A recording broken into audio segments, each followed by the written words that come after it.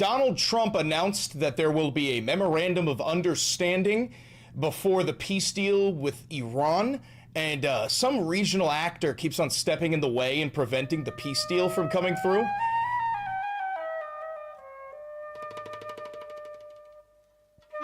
Benjamin Netanyahu?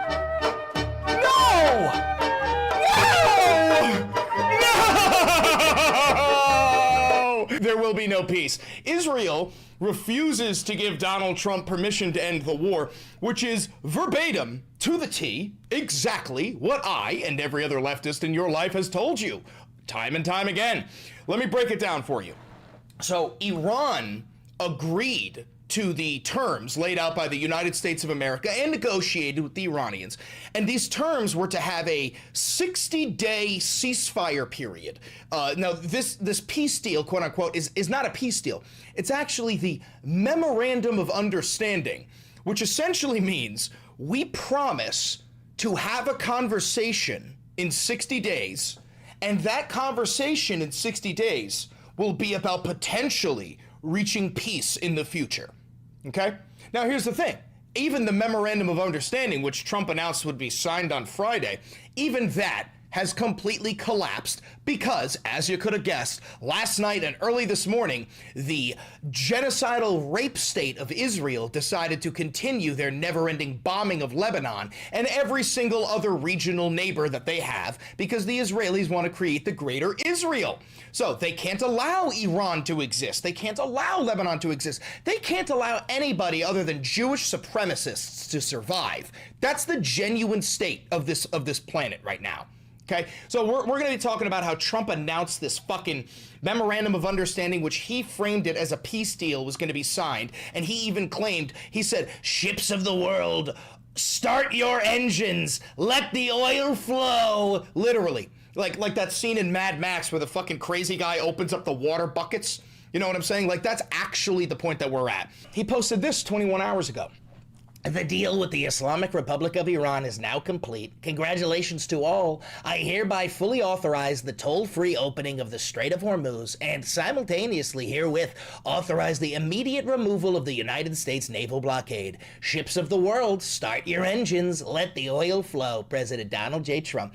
Now, this is funny because Trump deadass doesn't have the ability to authorize the toll-free opening of the Strait of Hormuz. The Strait of Hormuz belongs to the Iranians. The Iranians are the ones controlling the Strait of Hormuz.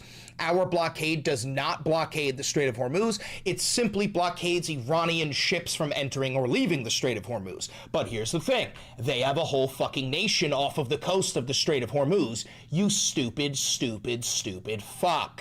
He then posted this. He sounds like fucking Anakin Skywalker. This great deal will bring peace and security to my new empire. But no, here's what it actually says. This great deal will bring peace and security to the whole region. Many presidents have tried to make peace with Iran, and all have failed before me. The leaders of the region have for the first time found a president who can help them achieve real peace. With the opening of the Strait of Hormuz upon the signing of the deal on Friday, look how quickly he changed. He goes, I hereby authorize the opening of the Strait of Hormuz. And then immediately he goes, oh, it's actually going to be on Friday with the signing of the deal. For purposes of mine removal, oil will flow on both ends for the region and the world, President Donald J. Trump. Well, here's the reality of the situation. So, ministers say Israel won't be bound by the Iran deal as opposition castigates Netanyahu's absolute failure. So what we're seeing is, in Israel, nobody is happy with Netanyahu. There are the people, like the more liberal Israelis, who, just so you understand, these are not people who say we shouldn't be at war with Iran. These are people who say that Benjamin Netanyahu is too much of a pussy and we should be nuking Iran. That's what the Israeli liberals look like, okay? So I just need you to understand, there is about 0.5% of the Israeli population that is like us. It's 0.5% believes that Israel is a genocidal apartheid nation, okay? The overwhelming majority of Israelis either think that Netanyahu hasn't gone far enough, or they think that Netanyahu is putting them in danger by not having won yet, okay? But let's get a look at some of the Israeli response here.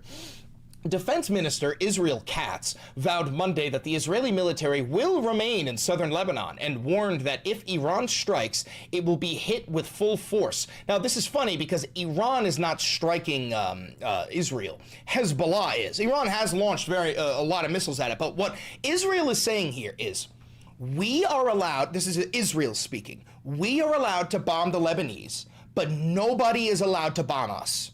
That is what the Israelis believe, and this is because they are Jewish supremacists who believe that anybody other than Zionist Israelis are not human beings. That is the reality of the Israeli brain, okay? We're not talking about normal human beings. We're talking about a subhuman culture of rats, okay? That's what Israel is. Let's keep on reading here. There was no immediate comment on the deal from Prime Minister Benjamin Netanyahu, but far-right members of his coalition said Israel would not be bound by the terms of the agreement. Well, that's interesting because that is one of the red lines that Iran laid out, which is why I believe, and I've said this before, the Iranians purposefully added in one of these red lines into the negotiations. The stream keeps on freezing. Oh, that's Mossad, baby. That's Mossad. Out of nowhere, we're going to crash here. Anyway, but the point I'm trying to make here is that the Israelis will not allow the Americans to negotiate any sort of peace deal with Iran until the Israelis have established the entirety of Greater Israel. That is the point that we are at, okay? The Israelis completely control the United States of America, and Iran purposefully added in this red line and said, we won't have a deal unless you, America, rein in your dog. Now, the Iranians know that Donald does not have the ability to rein in Israel. In this relationship between Israel and the United States of America, Israel is the top dog. Israel is the master, and Donald Trump is the little bitch on his fucking hands and knees with Netanyahu's leash wrapped around his neck. The Iranians know this, and what they're trying to do is show the whole world, look, we want peace, America wants peace, but we're gonna say, we can't have peace unless Israel stops in Lebanon. We can't deliver that. We don't have the ability to deliver that, even if we wanted to deliver that. You understand? This is genius fucking 15,000 IQ decisions from the Iranians. Okay.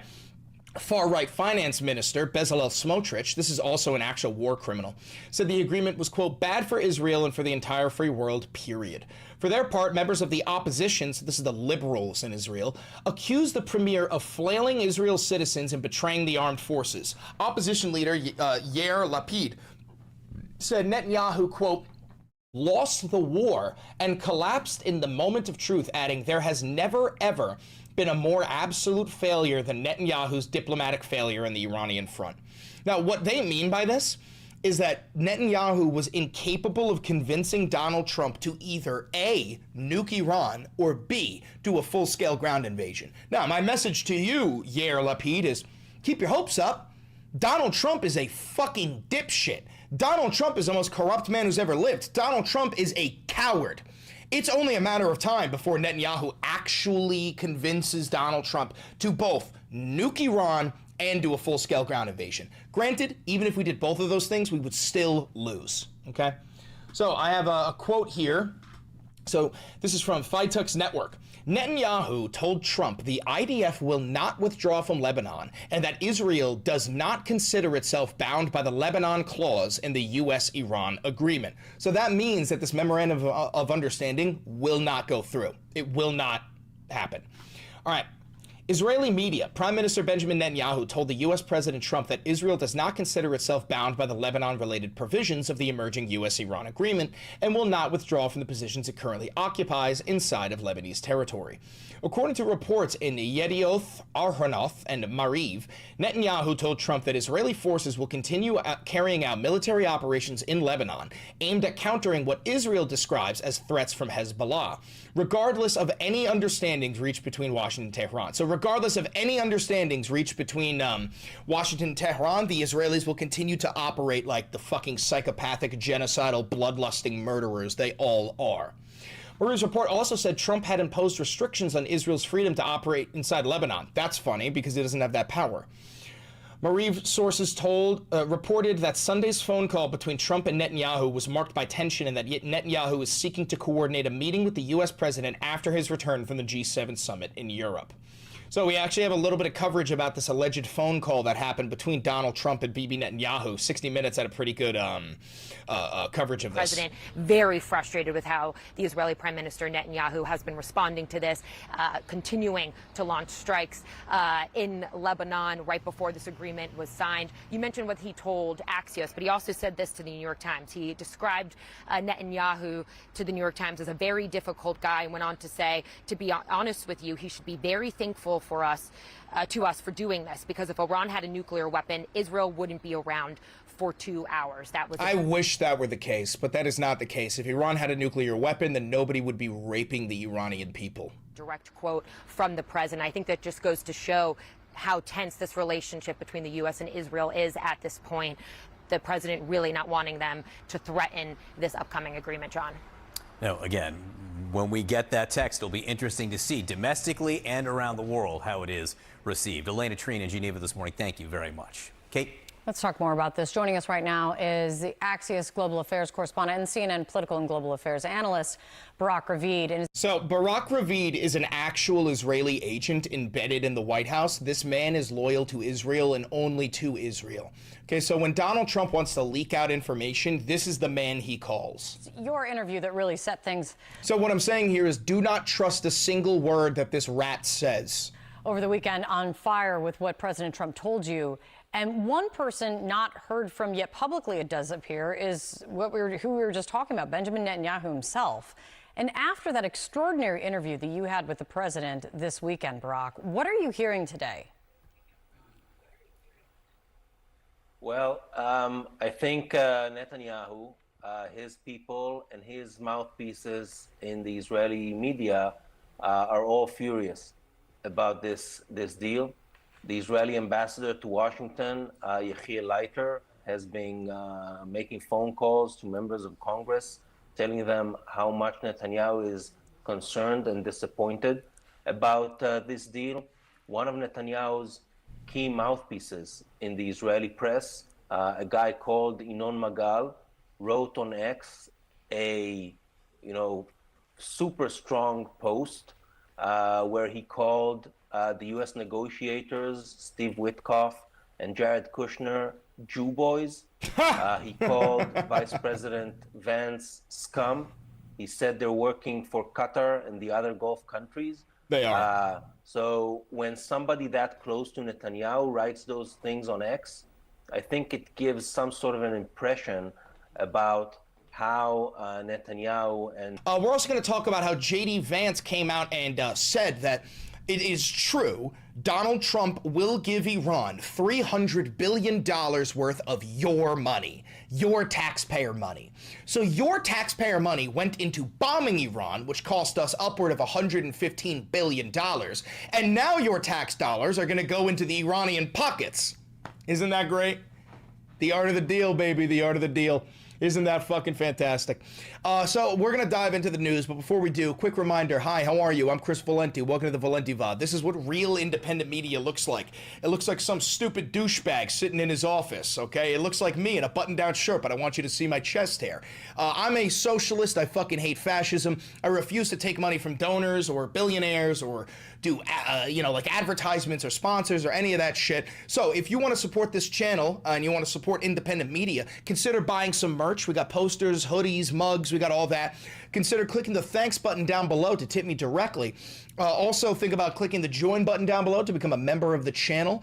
And then also huge shouts out to any and all of the patrons. You can donate to me on Patreon with $1, $5, $10, whatever you want to donate. It goes a long way. It puts food in my belly. It keeps the lights on and it keeps the Valente Videos operation expanding. All right.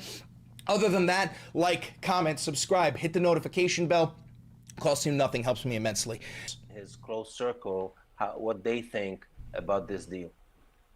And the Lebanon front, I think it appears, is going to be more and more critical to how long this framework exists and stays in place if they're going to continue negotiations about the long-term future and stopping any long-term future of a nuclear program. Israel's defense minister said this morning that they are not withdrawing from southern Lebanon. So what is going to happen here? What are you hearing behind the scenes? By the way, this is Beirut in the background, so Israel has been bombing the ever-loving fuck out of Beirut. So first, I have no information that points to any demand by the United States, at the moment at least, for an immediate Israeli withdrawal from southern Lebanon. What I heard from U.S. officials is that basically in Lebanon they're talking about a ceasefire, which means everyone hold in place. That's not what that means. In Israel, ceasefire means you cease, we fire. None of us are stupid, Barak Ravid. We're not all Israelis. We all know that the Israelis are genuinely incapable of following a ceasefire. No military action, neither. And also, Donald Trump understands that. Donald Trump said a ceasefire in the Middle East is when you shoot at each other more moderately. By Hezbollah nor by Israel. And from what I heard from regional mediators, that in the talks between the U.S. and Iran through the mediators on over the weekend, the point the U.S. made is, you, Iran, make sure Hezbollah doesn't shoot, and we'll make sure Israel doesn't shoot. But the thing is that the Iranians don't feel that Trump really has a way to make sure that the Israelis don't take military action in Lebanon. I think he doesn't. That's why they included it as one of the negotiators. The Iranians' play right now is make America look like the weak little bitch that we are. Make the entire world, all of our adversaries, all of our allies realize just how much of a fucking paper tiger the U.S. military is. Look at how incapable the military is in winning in Iran, and look how incapable the government is in reigning in Israel. We don't have power. We are the bitch. And I mean bitch as in the dog. We are the bitch. We are the dog. Benjamin Netanyahu is the fucking master. Your tax dollars fund their universal health care. Your tax dollars fund their free college. Your tax dollars fund their fucking military. Your soldiers, your sons and your daughters fight and die to defend the Israelis. That is the truth. And the Iranians are trying to open up the world's eyes. More power to you. This is why that's going to be a main sticking point in the implementation of this deal. And also next week, on June 22nd, there's supposed to be another round of direct negotiations at the State Department between Lebanese and Israeli officials. The U.S. wants a deal between Israel and Lebanon, not through Iran, but through direct Israeli-Lebanese talks. And yeah, you're not getting that. You're not getting that. You want to know why I know you're not getting that? Because this is the type of shit that your fucking people are saying online, right? You've got Yair Golan. This is the leftist guy. Look at what he says. He goes, Netanyahu is good for Hamas. Netanyahu is good for Iran. Netanyahu is good for Hezbollah. Netanyahu is not good for Israel. The one who promised total victory ends his tenure with Israel's enemies stronger, Israel weaker, and the deterrence built with the blood of our fighters eroding before our very eyes. Replacing him is not just a political necessity, it is an existential security imperative. So listen to what you're hearing. The liberal side of Israel, the opposition to Netanyahu, says that he hasn't gone hard enough. And you expect me to believe that there's any semblance of civilization in that fucking shithole nation? They watched an entire genocide unfold and they cheered. They're watching the American military collapse in real time, trying to fight Israel's war for them. And they're pointing the finger. Oh, I'm sorry. Is there a problem with the war you ordered, you motherfuckers? It's so unbelievably disgusting, repugnant, selfish. It's a fucking joke. It's a fucking joke. Now, it ain't just Yair Golan. Here is what the actual terrorist, Itamar Ben-Gvir, this man is an actual terrorist. Here's what he had to say. Trump's agreement does not bind us. Israel is not subject to the United States, and we are an independent and sovereign nation. Our duty is to the citizens of Israel, to the soldiers of the IDF, and to the Jewish people, and our historical duty to the persecuted and murdered Jews over thousands of years in exile to provide security to Jews in the land of Israel. Excuse me. This is a long fucking post. Every time we succumbed to the international pressure at the expense of Israel's security, we paid a blood price with interest. It was true in the Oslo Accords, it was true in the Lebanon Agreement in 2006, and it was true in every period of containment in Gaza that exploded in our faces. Containment. We emphasize, we love the USA and are grateful to President Trump, and yet the state of Israel is not a banana republic. I say these things to the Prime Minister all the time and repeat them in closed rooms at every important historical juncture. In historical moments, a historical decision must be made. My position is clear. We are not partners to this agreement. That does not ensure our security, and it does not bind us in any way. We must not compromise on anything less than the dismantling of Hezbollah. We must not withdraw from any territory that our fighters have captured and cleared of terror infrastructure. We must not return to a situation where thousands of terrorists sit on the fences of northern settlements. Dude, your settlements are already illegal. And certainly we must not remain silent for a moment in the face of fire directed at the state of Israel. We must make it clear, every launch of a drone, UAV, or missile toward Israel from Lebanon will lead to an Israeli strike in Dahaya. That was the deterrence balance just a few months ago, and we must not give it up anyway. And above all, we must make it clear to everyone, the people of Israel is a people of 3,000 years. The eternal people that does not fear a long road. We have faith in the creator of the universe. We are strong and proud people that have returned to its homeland strong and proud, and does not intend to lower its gaze before enemies anymore. The days are over when the Jew took blows and kept silent. Never again. Brother, you're not fucking Jewish. You're just a disgusting genocidal mass murderer hiding behind the blanket of Judaism so that you can point to anti-Semitism every time somebody criticizes your fucking psychopathic nation. Unfucking believable. Hi, Beans. All right, more. So Trump is getting so ass-fucked that he's also given up on the entire idea of confiscating the nuclear dust, as Trump calls it, when it's just highly enriched uranium. Get a look here. Trump to the Wall Street Journal. We'll get the nuclear dust later on when we're ready to go in and do it. I'd say over the next month or two. There's no rush. I think they want to get it done. This has never happened to them before. As far as regime change, I never cared about regime change. This is the third group we've dealt with, and this is the most rational group yet. Bibi shouldn't have done that, Trump said on Sunday's attacks inside Lebanon. I didn't like it at all. They fired a couple small missiles and missed their mark by a lot. They have to fire back, and then he'll fire back, and then the whole thing never stops in the Middle East. Bibi is okay with it. Why is it good for Bibi? Iran can't have a nuclear weapon under any circumstances. It's good for Bibi because he's a wartime prime minister, and we're headed into the Israeli elections in October. And as long as Israel is in conflict, then Netanyahu will stay in power. Israel has the right to defend itself against threats, but the attack it was responding to was very small and meaningless. Nobody was hurt, injured, or killed, and should not disrupt this important process. We are very close to a deal that will bring peace to the region, including to Lebanon, and all sides should stand down. That marks the 40th time that Trump has said we are 2 days away from a deal. Ain't that fucking something? All right, more. So, the vice president and the literal living Alvin and the Chipmunks chipmunk, J.D. Vance, he came out and said boldly that the United States of America will give Iran at least $300 billion worth of taxpayer dollars for war damages. Walk through some of this. The Iranians are saying that they're going to have access to a $300 billion reconstruction fund. True or false?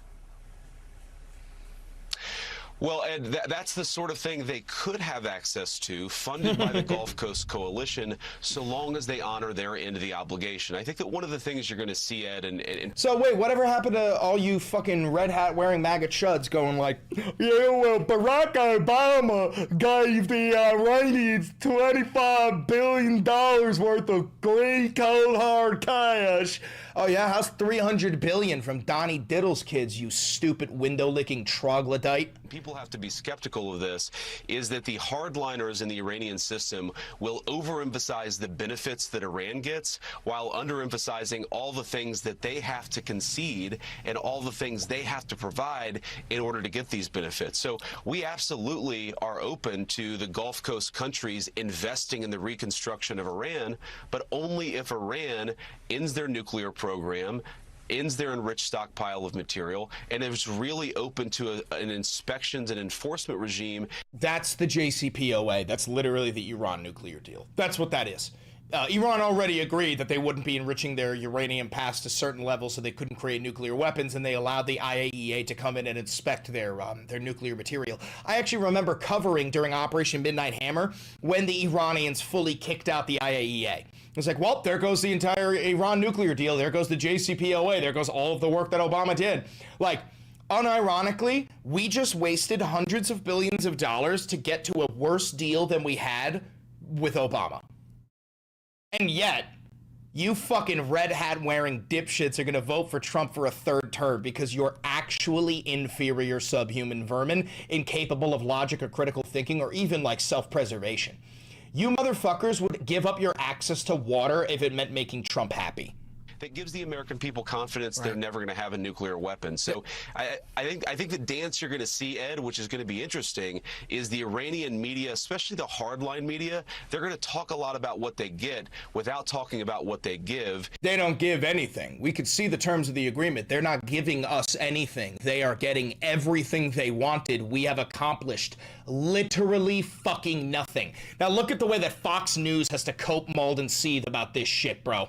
Let's remember, Iran doesn't have a choice in a lot of this because we destroyed so much. And I'll give you a quick math equation. Okay, maybe they do end up getting $20 billion, let's say. 300 billion, you bald motherfucker. Let's say we're still $300 to $500 billion ahead, considering we destroyed their Navy, destroyed their Air Force. You didn't destroy their Navy and you didn't destroy their Air Force. Destroyed all those nuclear facilities. You didn't destroy a single one of their nuclear facilities either. I already spoke about their steel manufacturing, their drone manufacturing, and so many other things. You haven't destroyed any of that. I'm not even kidding. Every single thing he just said was a lie. We destroyed all that and closed their ports. We're pretty far ahead. Dude, and Republicans are going to buy this shit hook, line, and sinker. Here's Pete Hegseth getting challenged directly to his fucking face about how stupid this deal is. By the way, I think your viewers need to remember, Project Freedom never stopped, and we've run 125 million barrels of oil through the Straits, and Iran couldn't do anything about it. Yeah. How many ships from Iran have transited our blockade? Zero. We have controlled the Straits this entire time. Right, this but you're going to negotiate with them to immediately and gradually reopen it. So, okay. By the way, I think... Yeah, okay, so then why is part of the negotiations the reopening of the Strait of Hormuz? You're claiming the United States of America has complete control over the Strait of Hormuz. Well, in that case, why didn't you open it? Are you saying that you, Pete Hegseth, and the United States military are the reason why Americans are suffering at the gas pump? Are you saying that you are the ones closing the Strait of Hormuz and strangleholding the entire oil flow of planet Earth? No. The reality is you're fucking lying through your teeth and you are actively negotiating with the Iranians to open up the strait. I also wanted to show you, here's Trump looking inches from death with French President Macron talking about how, just lying through his teeth, saying that the strait is open already. The text of the MOU be released? I think pretty soon. I would say, I mean, I want it to be released because it's a very powerful document. It's not like the Obama document, which was just a terrible document. This is a very powerful document, and I want it to be released. So probably pretty soon. I would say sometime after Friday, because the strait opens completely. It's open now, but it opens completely. We'll have all the mines knocked out for the most part. We have a lot of lanes right now already. Mr. President. So. Yo, do you think there's any fucking ships who actually feel safe enough to transit the Strait of Hormuz right now? I think sometime in the very near future, yeah. Sometime in the very near future. Motherfucker's been saying that for over 105 days now. That's all I've got for you. If you're watching this pre-recorded, don't forget to like, comment, subscribe, and hit the notification bell. It costs you nothing. It helps me immensely. If you're watching this live, you stay. We got to get that video uploaded. Other than that, click that video right over there. It's a banger, and I know bangers.